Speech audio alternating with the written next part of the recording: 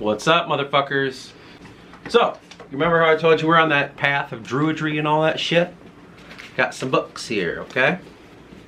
Why do I care what you're doing? I don't know. Why are you watching this? Look at that. More druid books. We're taking some notes, as you can clearly see. This one's the newest one so far. I don't even remember getting this. It showed up. Now, why are we doing this? Well, we're trying to find the source of self, man. We're trying to find what means the most to us. And as I was talking to my lady friend yesterday, whenever I go out in the world, whenever I'm like, go to work, or that's the only thing I really do. I don't really go out and do anything else. Work and shopping, that's it. So whenever I go out in those senses, you know, there's a realm of confusion. But when I go out mentally, spiritually, when I venture out into the understanding of like, what is religion to the world? What is this, you know? I'm always met with confusion. I'm always met with like, I don't understand. I feel so lost. But when I come back home to this place, I don't feel that. I feel connected again. I feel, okay, it's all good. It's fine. And so I keep that in mind. I'm like, okay, the one place you feel the most comfortable is your home. It's probably a good thing because it's a stability thing. It's a sane of mind. It's true love in that sense. But I just mean as well, like in my office here, there's a lot of things that the world has said. And you just don't know what to follow because we're in it. Like, what else can you do? And so I've been exploring more of Druidic, Celtic stuff as a branch term. Mostly because that's my heritage. It's just like, that's where I came from, you know, ancestry-wise, and it works well in my mind. It just fits right in place, almost as if it was designed for someone like me. But in saying that, there's so much confusion out there because all this Celtic, Druidic, shit like that has been bastardized by Christianity, and it had been a long time ago suppressed by, you know, Romans and other invading forces, and so it's super confusing.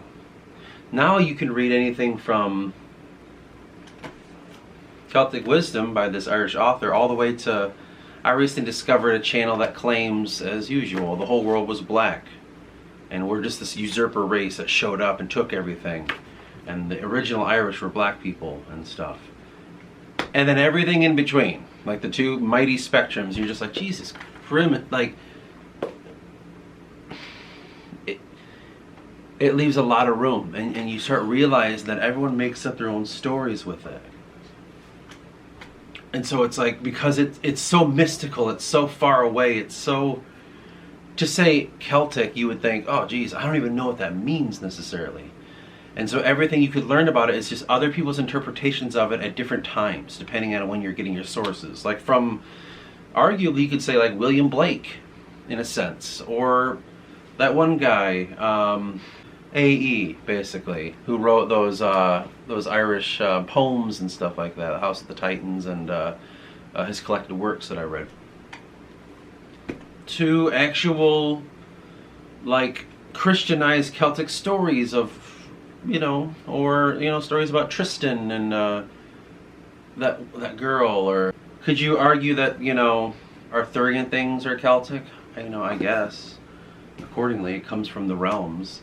So it's like, it's everywhere, from past to present, and it's just so hard to find a source of it.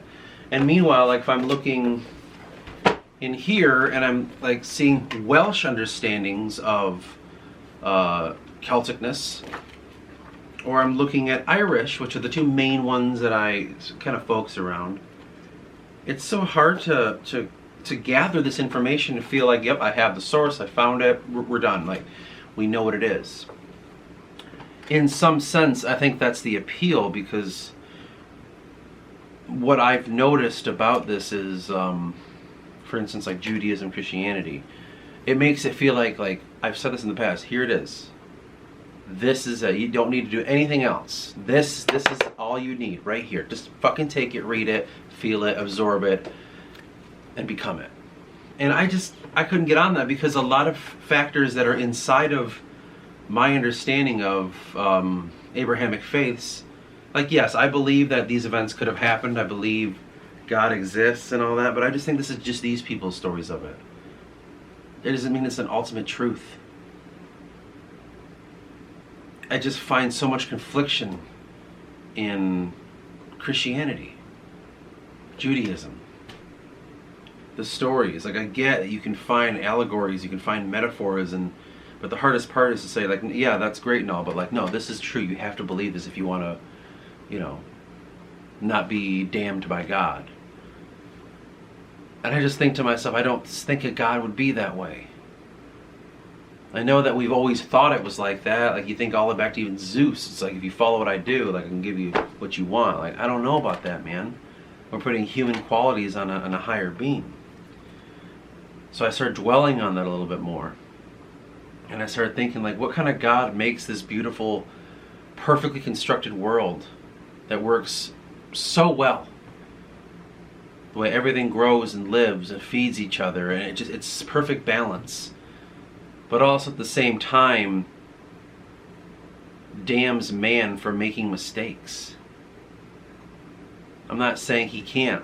I personally can't wrap my head around it right now. I mean, that might be the case, but I don't see it. I remember reading one story in the Bible. I don't remember what it was, but there was this guy. He asked him to do something. God did. He said, I want you to go and do something to this guy. I don't remember, spy on him or find out what he's doing. I don't remember. But the guy went and he was happy to do it. Because I guess he probably didn't like the guy. And God was like, I'm going to fucking smite him because he's happy to do this. He shouldn't be. And then an angel had to kind of hold on. Or God said that he had to send the angel, one of the stories. And when I kind of read that, I was like, that just seems odd to me. That God, especially in the Old Testament, is just this flippant kind of mean person. That seems like he doesn't necessarily know what's going on. That he's not as in control as he thought. And then he graduates. He somehow, it seems to be, by the New Testament time, like, okay, God's matured, and now he's truly formulated the plan.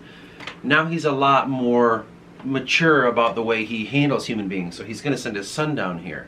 And I'm just giving you the way, and then I'm done talking to you. It's like, okay, maybe that's the case. I don't know. I can't say it is or isn't. But there's something deep, deep down in me that just says, I don't know about this stuff. I've talked to people about religion. I've heard their points of view, and they all have the same true hardcore belief of it. But it's an empty shell that they place their faith in, and it becomes an animus of it. And I'm just like, I don't feel that way about it. But once I fucking read about the little smatterings or just fragments of anything Celtic, I just think oh man, why does this seem to be more I'm okay with this. This makes more sense to me. I feel this. You have people living a certain way for God knows how long, and obviously Christianity comes and changes it forever. And we're supposed to just believe that, yeah, God kind of let them be over here and fuck off with their own religions and create their own gods, because he knew he was going to get back to them sometime. He's so focused on these Jews that he needed to wait on them. He'll go to them once he makes his son the leader of the Jews to go and save them. I just think, that just sounds Jewish to me. It sounds like just a conspiracy. It's in the same vein as the whole world was black and white people were these usurpers that came out of nowhere and took everything, and then we made colonialization and we changed a world that was perfectly good and balanced and made it wicked and this and that. It just sounds like this is just agenda shit. This is just people making shit up to feel better about themselves. It's such a trick. Why is it? Should it be shocking that the chosen people are not Gentiles? Is that shocking to anybody? So that's where I'm always just this is just confusing. I don't understand. Something feels off. Something doesn't feel right. And I personally just get sick and tired of feeling lesser because I'm white and because I'm a Gentile. Oh, you're a lesser thing, according to these two peoples. And it just irritates me. That's so fucking ignorant. to just assume like, oh yeah, the greatest that was ever made. We're God's chosen people, don't you know? Or like the modern, like the black supremacy stuff. It's just, I get so irritated with that. It's like, how arrogant is that understanding?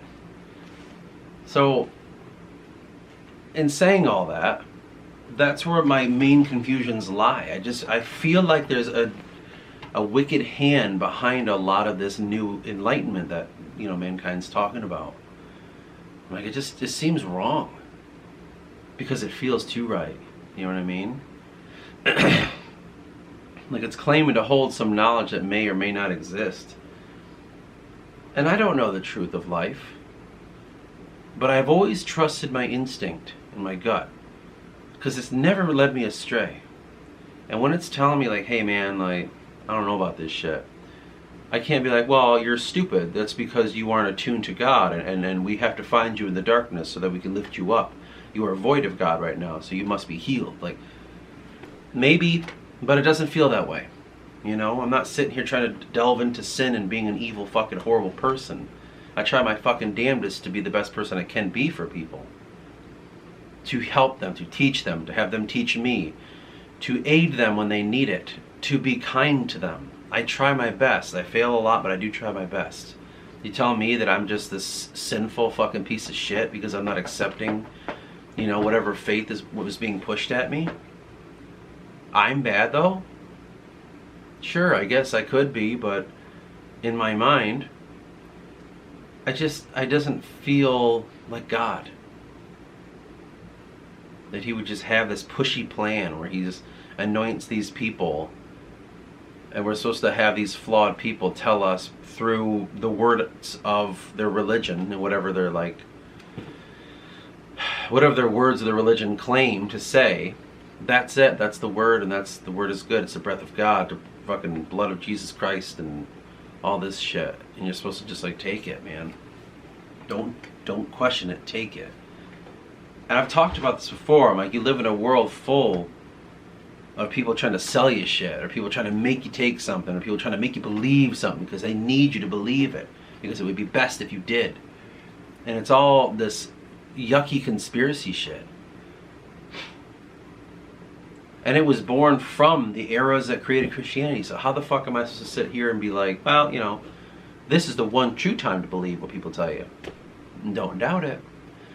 This just seems so arrogant to me to sit and claim something like that.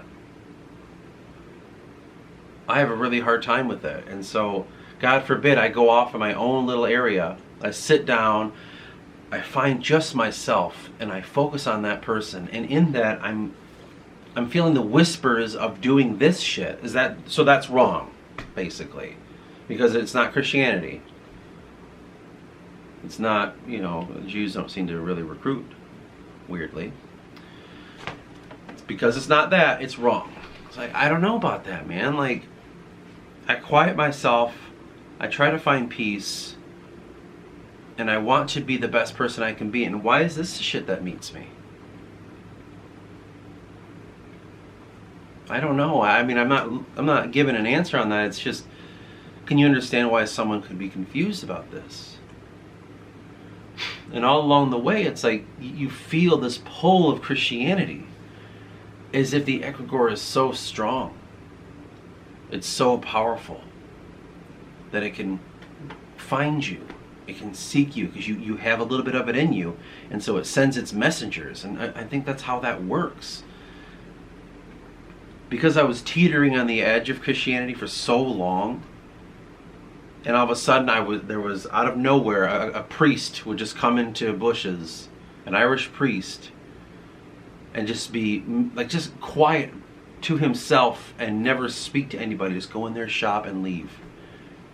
I'm like, God, you're pulling on me so hard.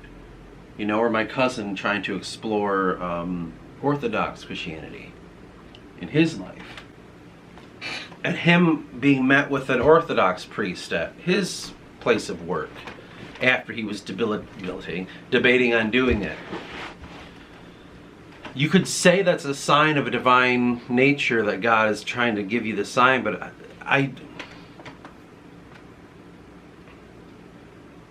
I'm not saying it's not, but I don't. What if it's a test? Because it seems like you're punished if you think too much. So I'll say it like this then. When I went to visit that Catholic church, when I walked in the door, there was a part of me that was let down because they new aged constructed it. You know, they renovated it in the past 10 years, and so it's like very, I'll just say kind of like farmhouse look to it, right? And modern. And I was instantly off put by that, you know. I was like, oh. I wanted to walk into like a 1700s, 1800s looking building with brick and with fucking wood. A lot of iconography and all that. And that's what I was expecting. I didn't find much of that at all. And they were talking about certain flames that have to stay lit, and then I look and they were plastic. And I was like, oh. And remember I told you about like feeling not worthy to be there. I felt very awkward and I felt very uncomfortable. And then when I saw, what did he call the Tabernacle? And he said it was God. I wanted to sit there and stare at it longer. Because I was like, that's him, that's God. Well, it's the body of Christ in there. The cookies or wafers or whatever they're called, biscuits or whatever the thing is that you eat, they're all in there. The ones that weren't eaten. And I think, well, but this echoes so much old mythology. This echoes like what humans have always been doing before Christ was even thought about. What if it's just an echo? What if Christianity is an echo of a faith, and there was just this guy named Jesus, or whatever his name was, Jeshua, I think is what they say, who found the way, and he had to be very damn convincing about it, because that was the way. But that doesn't mean that's the only way. That's just the way to the heavenly realm once we die. Because the older I get, the more I realize, man, the other world's full of different places, and you almost fragment. Soul, consciousness, and you leave your body behind, and you go there, and your conscious and soul can even fragment from that point, and there's a bunch of different realms. And I thought, like, well, it sounds like Christianity is like, okay, like that can that happens. We're not going to say that part. If you just want everlasting peace, you do these things here, and you can go to that one place. Because it takes you as a straight line there. And Christ will be your guide. But you have to understand that Christ has to be your guide to get there. You can't get there any other way. And it doesn't mean that's the rightest place of it all. That's just a place of peace through all the realms of understanding. That's how I'm seeing it. I'm like, I think that's what's going on. That's what's really happening. This is just a guide into one realm, in an easy realm for mankind to be in, heaven. Because I look at the realms as in states that can exist in this place here. And again, this is why I love the Celtic stuff, because the more I read about it, the more they talk about certain realms in existence. Well, they act as if, in my mind, they can be reached here. And I'm thinking they're like states of mind. There's a heavenly realm explained about in Celtic mythology. There's a realm of the dead. There's a realm of women, I think it's called. Like when you think of the Tuatha De Danann, and like you got Phalius, which is the understone, Murias, which is the sea, Gorias, which is fire, and Findias, which is white. And each one, the Tuatha De Danann, there was like 4 cities in this heavenly realm that they came from. And I think that's some sort of concept. And so they're like states of being. You think of Valhalla, you think of like, well, that's a reward for the men that are so focused on killing and fighting. There's a whole fucking realm for you to exist in. And who's to say it doesn't? Because in my understanding, the mental states that we can explore in our minds, which can be certain realms, because once you're in it, you're oh man, I'm it. So like depression is like a realm that you exist in, and you could find through the glasses of it the things that allow you to see inside this realm. You could adjust the way you see the world based on everything in this one realm. So then everything becomes tinted by depression and darkness and despair. Everything, no matter how beautiful it can be, there's this like, oh, but it's sadness, right? Because you're in a realm. And I'm like, you can do that here in your own mind. I don't see why when you die, all of a sudden you're open to the other world, where there's a multitude of other realms in existence that you can pass into with your mind in the living world. But now that you're dead, you don't have the body to come back to. So you're free, and you fly into these places. Kind of like how the people of India would understand the astral realm working. You can move around these places. So that's my understanding of it, and I think, well, then Christianity must just be like, here's one realm. This is the one that you should go to. This is chill. This is the chill one. But we can bring that here as long as you try. Now that might all sound crazy, but that's how I see it, and it's only because of this Celtic tinge that's being put in my life of how to do this shit, how to see this shit, and what it might mean, and how to explore it. And that's where I'm at. I'm just trying to find some sort of purpose, and the only one that comes to me that has remotely anything that I find is redeeming, it's Celtic and Druidic stuff. Because the reason it's so beautiful is because it's full of different speculations, different thoughts and understandings, and each one of them says, by the way, there is no one way to this. There's only your way. And that to me made the most sense, because instead of reading a book that's the ultimate source of it, every time I read a Druidic book, they're just like, hey, listen, this is just this understanding of it. Don't take it as gospel. Find your path to it. When you're preaching that to me, and at the end of the Druidic understanding, it's just about being in tune with nature, that's so much more appealing to me than anything else. And if I'm going to be damned to hell because I went this route, because I wanted to love what God made, and I wanted to be a good person, and I wanted to help people, well then I guess I'll go to hell for that. Because I didn't help him. You didn't help him, but you're supposed to do this before you help them. So you truly didn't help them. So if that's the case, then whatever, I guess I'm an evil person for doing it like that. I just find that fascinating, that there's only one right and there's everything else wrong. And I don't necessarily believe in that.